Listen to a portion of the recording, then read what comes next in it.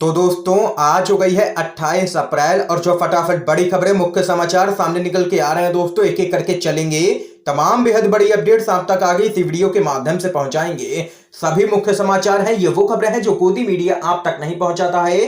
तो वहीं दोस्तों खबरों की तरफ चलने से पहले आप लोगों से एक छोटा सा निवेदन है कि अगर आप लोग भी कोरोना से निपटने में मोदी सरकार को पूरी तरीके से नाकाम मानते हैं तो अभी इस वीडियो को लाइक कीजिए, अपना समर्थन दर्ज करवाइए और चैनल को फ्री में सब्सक्राइब करके बेल के आइकन को जरूर दबाइए दोस्तों। और कमेंट बॉक्स में किसानों के समर्थन में कमेंट जरूर कीजिए। जय जवान जय किसान। दरअसल दोस्तों पहली बड़ी खबर आप लोगों को बताते चलें। मीडिया से बोले ओवैसी, मोदी के चमचों अब तो आपके अपने भी मर रहे हैं, मोदी का बाजा बजाना बंद करो। आप लोगों को बताते चलें, देश में ऑक्सीजन की कमी से हो रही मौतों पर एआईएमआईएम के प्रमुख एवं हैदराबाद के सांसद असदुद्दीन ओवैसी ने मोदी सरकार को आड़े हाथों लिया है। कोरोना की बेकाबू हो चुकी दूसरी लहर पर ओवैसी ने कहा है कि देश में आज अगर कोरोना बेकाबू हुआ है तो इसके लिए सिर्फ और सिर्फ प्रधानमंत्री नरेंद्र मोदी ही जिम्मेदार हैं। उन्होंने कहा है कि कोरोना की वजह से लोग मर रहे हैं और उनकी लाशों से पीएम मोदी को खुशबू आ रही है। ओवैसी ने कहा है कि जिस समय में प्रधानमंत्री को अस्पतालों में सुविधाएं बढ़वानी चाहिए थी, उस वक्त सरकार ने कोई भी काम नहीं किया। देश की राजधानी से ही ऑक्सीजन गायब हो गई। प्रधानमंत्री कहते हैं कि हम आत्मनिर्भर भारत हैं। अगर हम आत्मनिर्भर भारत हैं तो ऑक्सीजन के लिए सऊदी अरब और रूस जैसे देशों की मदद आखिर क्यों ले रहे हैं। तो वहीं मीडिया को सावधान करते हुए ओवैसी ने कहा है कि मोदी कि मीडिया चमचों जाग जाओ, अब तो आपके खुद के लोग मर रहे हैं, कम से कम अब तो मोदी का बाजा बजाना बंद करो। ये यहाँ पर गोदी मीडिया और देख सकते हैं कि मोदी सरकार को आड़े हाथों ले लिया है असदुद्दीन ओवैसी ने। इस बीच अगली बड़ी खबर जान लेते हैं। कोरोना को देखते हुए ज्यादा भीड़ जमा नहीं करेंगे, धरने पर शिफ्टों में आएंगे किसान, ये यहां पर कहना है राकेश टिकैत का। भारतीय किसान यूनियन के नेता राकेश टिकैत ने कहा है कि केंद्र के 3 कृषि कानूनों के खिलाफ 6 महीने से ज्यादा समय से चल रहा किसानों का आंदोलन लगातार जारी रहेगा। दिल्ली और उत्तर प्रदेश को जोड़ने वाले गाजीपुर बॉर्डर पर किसानों का नेतृत्व कर रहे टिकैत ने कहा है कि कोरोना संक्रमण जिस तरह से बढ़ा है उसको लेकर के किसान भी एहतियात कर रहे हैं। कोरोना को देखते हुए आंदोलन स्थल पर ज्यादा भीड़ ना करने का भी फैसला लिया गया है, इसलिए किसान शिफ्ट में आंदोलन में शामिल होंगे। टिकैत ने यह भी कहा है कि कोरोना की आड़ में धरना समाप्त करना चाहती है सरकार, लेकिन किसान उठने वाले नहीं हैं। उन्होंने कहा है कि कोरोना को लेकर के किसान भी सभी गाइडलाइन मान रहे हैं, लेकिन अगर इसके बहाने आंदोलन खत्म करने की कोशिश हुई तो लाखों किसान दिल्ली कूच करेंगे। ये यहाँ पर चेतावनी भी जारी कर दी है राकेश टिकैत ने। एक और बड़ी खबर आप लोगों को बताते चलें। दुनिया भर में बज रहा है मोदी सरकार का डंका, लेकिन उपलब्धियों का नहीं, लोगों के दर्द, बेबसी और टूटती सांसों का। आप लोगों को बताते चले आज वाकई में भारत बदल गया है। आज के भारत की तस्वीर भयावह है। कोरोना काल की ये वो तस्वीरें हैं जिसको झुठलाया नहीं जा सकता है। देश के इस हालात के लिए कोई भी सरकार से सवाल तक नहीं पूछ रहा है, बस सिस्टम को जिम्मेदार ठहरा करके पल्ला झाड़ने की कोशिश हो रही है। इतना सब होने के बाद भी लोकतंत्र का चौथा स्तंभ आंखों पर पट्टी बांधे बैठा है। मजाल जो कोई सरकार से सवाल कर ले कि आखिर ऐसी स्थिति क्यों आई, लेकिन जो भारत की सरकार को नहीं दिख रहा है वो पूरी दुनिया देख रही है। विदेशी मीडिया ने भारत की असली तस्वीर पूरी दुनिया के सामने दिखाई है। कल तक जिस ऑक्सीजन की सिर्फ चर्चा भारत के कुछ ही राज्यों में हो रही थी, आज विदेशी मीडिया में भारत, ऑक्सीजन और बेड छाए हुए हैं। बड़े बड़े अखबारों की हेडिंग भारत की बद से बदतर होती स्थिति को लेकर के ही है। देख रहे हैं कि कैसे दुनिया भर में मोदी सरकार की फजीयत हो रही है। ये यहाँ पर बड़ी खबर सामने निकल के आई है। एक और बड़ी अपडेट जान लेते हैं दोस्तों। योगी का तुगलकी फरमान, ऑक्सीजन की कमी पर मीडिया से बात की तो होगी कार्रवाई। आप लोगों को बताते चले कोरोना से निपटने में योगी सरकार पूरी तरीके से नाकाम रही है। अब उसने अपनी नाकामी को छिपाने के लिए अस्पतालों पर डंडा चलाने का फैसला किया है। उसने अपने एक ताजा फैसले में ऐलान किया है कि जो अस्पताल अपने यहां पर ऑक्सीजन की कमी की शिकायत कर नोटिस चिपकाएंगे या इस बारे में मीडिया से बात करेंगे, उनके खिलाफ कड़ी कार्रवाई की जाएगी। ये यहाँ पर तुगलकी फरमान जारी किया है योगी आदित्यनाथ ने। एक और बड़ी खबर आप लोगों को बताते चलें। कोरोना के आंकड़े पर बोले खट्टर, शोर मचाने से मृत लोग लौटेंगे नहीं, हम लोग कुछ नहीं कर सकते हैं। जी हां दोस्तों, बीजेपी सरकार ने पल्ला झाड़ लिया है। कोरोना से हो रही मौतें और आंकड़ों को लेकर के हरियाणा के सीएम मनोहर लाल खट्टर ने विवादित बयान दे दिया है। खट्टर ने एक सवाल के जवाब में कहा है कि मौजूदा वक्त आंकड़ों पर ध्यान देने का नहीं है। हमारे शोर मचाने से मृत लोग वापस नहीं आएंगे। ये प्राकृतिक आपदा है, हम लोग कुछ नहीं कर सकते हैं। ये यहाँ पर बयान दिया है खट्टर ने, जो कि एक यहाँ पर जिम्मेदार पद पर बैठे हुए व्यक्ति हैं। ये यहाँ पर दोस्तों देख सकते हैं कि विवादित बयान दे दिया है खट्टर ने। एक और बड़ी खबर आप लोगों को बताते चलें, यह लड़ाई कोरोना के खिलाफ है, कांग्रेस या दूसरे राजनीतिक विरोधियों के खिलाफ नहीं है, ये समझे केंद्र सरकार। ये यहाँ पर कहना है राहुल गांधी का। आप लोगों को बताते चलें, कोरोना वायरस प्रबंधन के मुद्दे पर सरकार पर हमला करते हुए कांग्रेस के नेता राहुल गांधी ने कहा है कि यह लड़ाई कांग्रेस नहीं बल्कि कोविड के खिलाफ है। राहुल गांधी ने ट्वीट किया, मोदी सरकार को यह महसूस करना चाहिए कि लड़ाई कोविड के खिलाफ है, यह कांग्रेस या अन्य राजनीतिक विरोधियों के खिलाफ लड़ाई नहीं है। दरअसल दोस्तों कांग्रेस पार्टी ने आरोप लगाया है कि सरकार ने पूरे मामले को गलत बताया है और रोगियों को उपचार से इनकार किया जा रहा है और ऑक्सीजन बेड और आवश्यक दवा की यहां पर देश भर में कमी है। ये यहां पर कहना है कांग्रेस पार्टी का। एक और बड़ी खबर जान लेते हैं, भारतीय क्रिकेटरों की बेशर्मी के बीच ऑस्ट्रेलियाई क्रिकेटर को आई है शर्म, आईपीएल छोड़ा। लिखा, लोग मर रहे हैं और यहां पर पैसा पानी की तरह बहाया जा रहा है। आप लोगों को बताते चले, बीते साल कोरोना संक्रमण की पहली लहर आने पर मोदी सरकार ने पूरे देश में लॉकडाउन किया, तो उस दौरान आईपीएल का आयोजन देश में नहीं हो पाया था। इस बार कोरोना संक्रमण की दूसरी लहर पहले से भी ज्यादा खतरनाक है, लेकिन देश में आईपीएल मैच खेले जा रहे हैं, जिसके लिए मोदी सरकार की दुनिया भर में लगातार खिल्ली उड़ाई जा रही है। अब खबर सामने निकल के आ रही है कि आईपीएल फ्रेंचाइजी में फिल्म अभिनेत्री शिल्पा शेट्टी की टीम राजस्थान रॉयल्स के खिलाड़ी एंड्रयू टॉय ने टीम छोड़कर के ऑस्ट्रेलिया की वापसी कर ली है। Andrew toy Rajasthan Royals team के तेज तर्रार गेंदबाज के तौर पर जाने जाते हैं।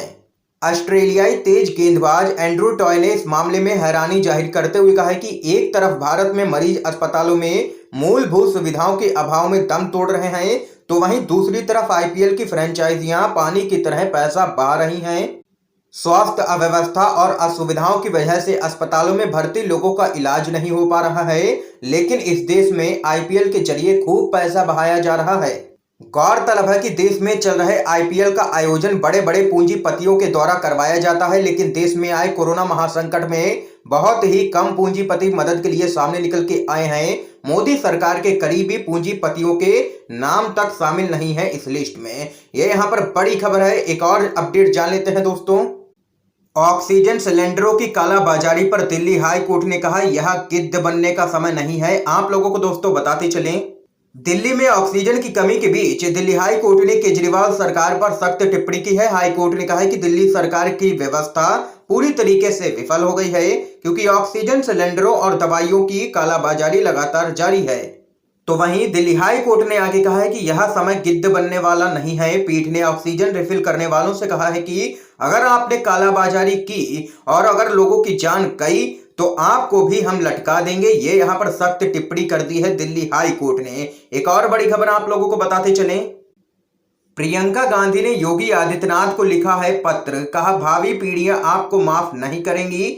आप लोगों को बताते चलें, कांग्रेस महासचिव प्रियंका गांधी ने उत्तर प्रदेश में कोरोना महामारी की स्थिति पर चिंता प्रकट करते हुए कहा है कि अगर मुख्यमंत्री योगी आदित्यनाथ इस विपदा से निपटने के लिए पूरा संसाधन नहीं झोंकेंगे तो भावी पीढ़ियां उन्हें कभी भी माफ नहीं करेंगी। उन्होंने मुख्यमंत्री को लिखे पत्र में यह आग्रह भी किया है कि राज्य सरकार को स्वास्थ्य से संबंधित आपातकाल की स्थिति को स्वीकार करना चाहिए। प्रियंका गांधी ने सुझाव दिया है कि स्वास्थ्य कर्मियों एवं फ्रंटलाइन कर्मियों के लिए आर्थिक पैकेज की घोषणा करने के साथ ही आरटी-पीसीआर जांच बढ़ाने, ऑक्सीजन भंडारण की नीति तय करने और मौत के आंकड़ों को लेकर के पारदर्शिता बरतने समेत कई कदम उठाने चाहिए। उन्होंने कहा है कि उत्तर प्रदेश में शहरों की सीमाओं को लांघ करके अब यह महामारी गांवों में अपना पैर पसार रही है।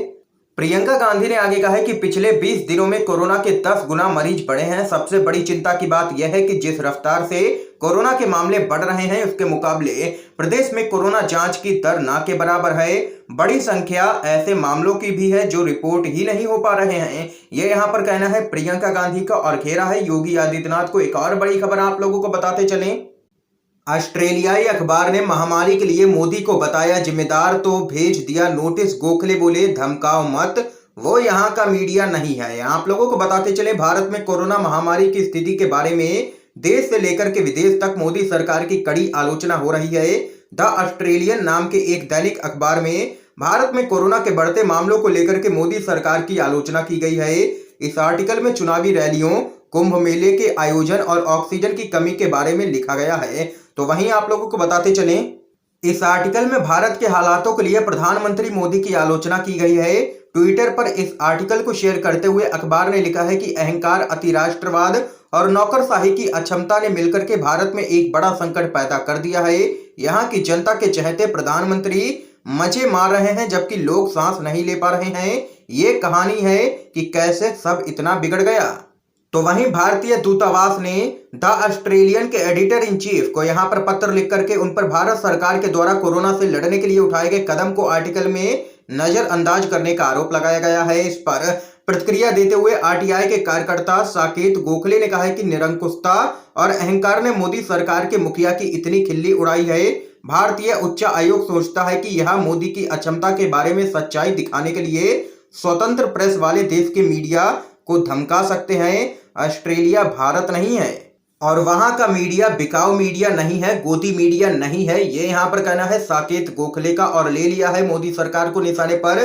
देश दुनिया में लगातार मोदी सरकार की हो रही है भारी फजीहत। अगली बड़ी खबर जान लेते हैं।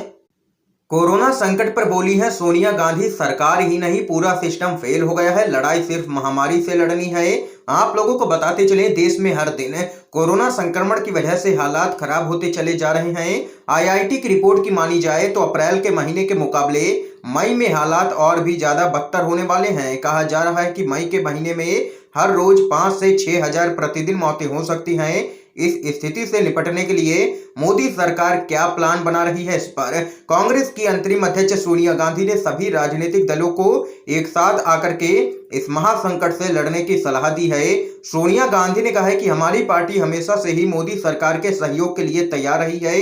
इस वक्त राजनीतिक दलों को अपने आपसी मतभेद बुला करके ऊपर उठ देश में आई भयंकर महामारी से लड़ने की जरूरत है। मोदी सरकार को यह समझना चाहिए कि यह लड़ाई राजनीतिक दलों की नहीं है बल्कि कोरोना के खिलाफ लड़ाई है। इसलिए सभी को एक साथ मिलकर के इससे लड़ना चाहिए। लेकिन सरकार तो फेल हो चुकी है, पूरा सिस्टम फेल हो चुका है, ये यहाँ पर कहना है सोनिया गांधी का। एक और बड़ी अपडेट जान लेते हैं दोस्तों। केंद्रीय मंत्री नितिन गडकरी ने मानी है ऑक्सीजन की कमी की बात। आप लोगों को बताते चले, केंद्रीय सड़क परिवहन मंत्री नितिन गडकरी ने यहां माना है कि ऑक्सीजन, कोरोना टीका और अस्पतालों में बिस्तरों की भारी कमी है। इससे लोगों की जान बचाने में काफी दिक्कत भी हो रही है। तो वहीं सड़क परिवहन मंत्री का यह बयान ऐसे समय में निकल के आया है जब केंद्रीय गृह मंत्री अमित शाह ने कहा है कि ऑक्सीजन की कोई भी कमी नहीं है। तो वहीं स्वास्थ्य मंत्री हर्षवर्धन ने दावा किया है कि कोरोना टीके की भी कोई कमी नहीं है। और तो और उत्तर प्रदेश के मुख्यमंत्री योगी आदित्यनाथ ने आदेश जारी कर दिया है कि ऑक्सीजन की कमी की बात कहने वाले अस्पतालों के खिलाफ कार्रवाई की जाएगी। उन्होंने तो यह भी कह दिया है कि कोरोना से जुड़ी नकारात्मक बातें करने वालों की जायदाद तक जब्त कर ली जाएगी। ये यहाँ पर दोस्तों आज की तमाम बेहद बड़ी खबरें सामने निकल के आई हैं जो हमने आप लोगों तक पहुंचाई हैं UNVDV के माध्यम से। अगर आप लोगों की ये वीडियो पसंद आए हो तो इस वीडियो को लाइक कीजिएगा, ज्यादा से ज्यादा इस वीडियो को शेयर कीजिएगा ताकि आप सभी के दोस्त भी इन खबरों को जान सके। वीडियो देखने के लिए दोस्तों आप सभी का बहुत बहुत धन्यवाद। जय हिंद, जय भारत।